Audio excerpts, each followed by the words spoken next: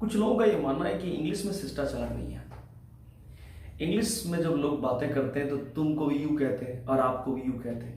कई लोग मानते हैं कि इंग्लिश एक बेरुखी भाषा है जिसे बोलते वक्त कोई एटिक्वेट्स या कोई मैनर्स का इस्तेमाल नहीं होता है। तो मैं आपको बताता हूँ ये बिल्कुल गलत है, ऐसा नहीं है।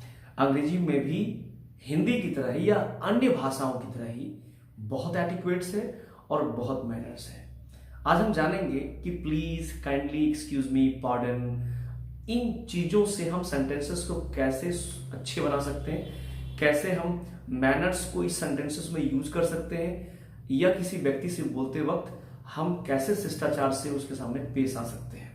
तो आइए जानते हैं कि इन वाक्यों में हम कैसे अंग्रेजी को बहुत अच्छे तरीके से यूज कर सकते हैं और लोगों को हिंदी की तरह ही रिस्पेक्ट दे सकते हैं या किसी अन्य भाषा की तरह ही रिस्पेक्ट दे सकते हैं। और ये सोचना बिल्कुल बंद कर दीजिए कि अंग्रेजी में मैनर्स नहीं है और अंग्रेजी में एक्चुअली कोई एटिक्वेट्स नहीं। इंग्लिश में एटिक्वेट्स और मैनर दोनों है और ये दोनों आप अभी सीखेंगे। Please, thanks, welcome, sorry, kindly, after you, allow me, excuse me, pardon, that's all right, it's my pleasure।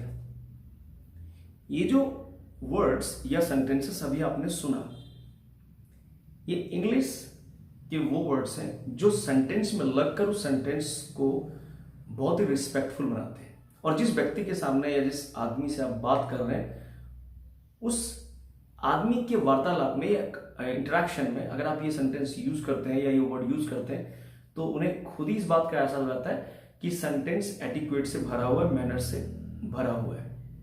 कभी भी अगर कोई बहुत ही शिष्टाचार शब्द हम बोल रहे हैं या फिर सेंटेंस बनाने का प्रयास कर रहे हैं तो इन चीजों को हम बेसिकली यूज इसलिए करते हैं ताकि अगले व्यक्ति जो हमें सुन रहा है उसे अच्छा लगे और उसे लगे नहीं कि मेरे साथ कोई शिष्टाचार सेंटेंस ही यूज किया जा रहा है, वो व्यक्ति हमसे रिक्वेस्ट और प्यार से बात कर रहा है, सम्मान के साथ बात कर रहा है। तो आइए ऐसे कुछ सेंटेंसेस आपको बना के दिखाते हैं जिसमें आप please, kindly, welcome, thanks, so on, इन शब्दों को यूज करके आप एटिक्वेट्स या मैनर वाले सेंटेंसेस लोगों के सामने रिप्रेजेंट कर सकते हैं और उसे इन्फ्लुएंस कर सकते हैं, वो भी बहुत अच्छे तरीके से। अगर आपको रिस्पेक्टफुली किसी व्यक्ति से कहना है क्या मैं आपकी कलम ले सकता हूं या कलम यूज कर सकता हूं, तो आप उसे अंग्रेजी में रिस्पेक्टफुली कहेंगे may I have your pen please. अगर आपको एक गिलास पानी चाहिए और आप अगले व्यक्ति से बहुत ही रिस्पेक्टफुली मांगना चाहते हैं ए ग्लास ऑफ वाटर प्लीज। अगर आप किसी से टाइम पूछ रहे हैं तो आप सिंपली कहें टाइम प्लीज।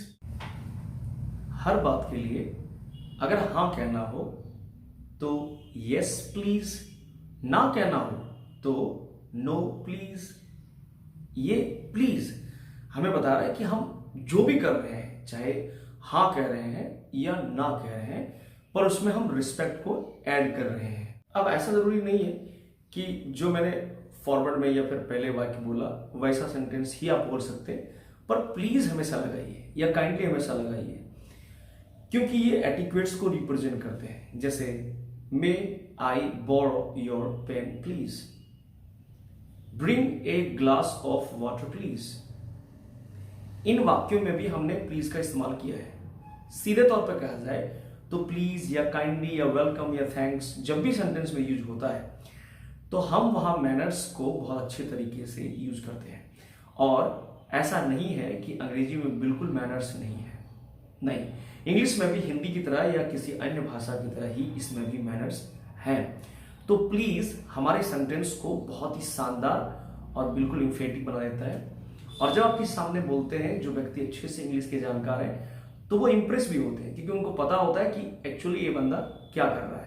परंतु कभी कभी ऐसा होता है कि सेंटेंस में आपको प्लीज नहीं मिलेगा, फिर भी वहां एटिक्वेट्स या मैनर आपको देखने के लिए मिलेगा। इन जगहों पर अगर थैंक यू या प्लीज, काइंडली वगैरह वगैरह यूज नहीं भी हुआ हो तो सेंटेंस में रिस्पेक्ट का भाव दिखता है। एक्चुअली सेंटेंस को फील करना पड़ेगा कि ये सेंटेंस एक्चुअली में क्या क्या है। ऐसे कुछ वाक्य हैं जो जस्ट अभी देखते। इट्स ऑल राइट, सब ठीक है, कोई बात नहीं, नो मेंशन, इट्स फाइन, सब ठीक है, माई प्लेजर, मेरी खुशकिस्मती है, वेलकम या यू आर वेलकम, आपका स्वागत है। इन वाक्यों में कहीं भी मैंने प्लीज या काइंडली का या रिक्वेस्ट का इस्तेमाल नहीं किया है। फिर भी इन सेंटेंसेस में एटिक्वेट्स और मैनर हैं, तो ये बहुत मैंडेटरी नहीं है कि हर जगह पर आप हर सेंटेंस में प्लीज या काइंडली को आप यूज करें। बेसिकली ये जरूरी है कि जहां उसका इस्तेमाल है एटिक्वेट्स या मैनर्स के लिए, आप वहां यूज कर सकते हैं।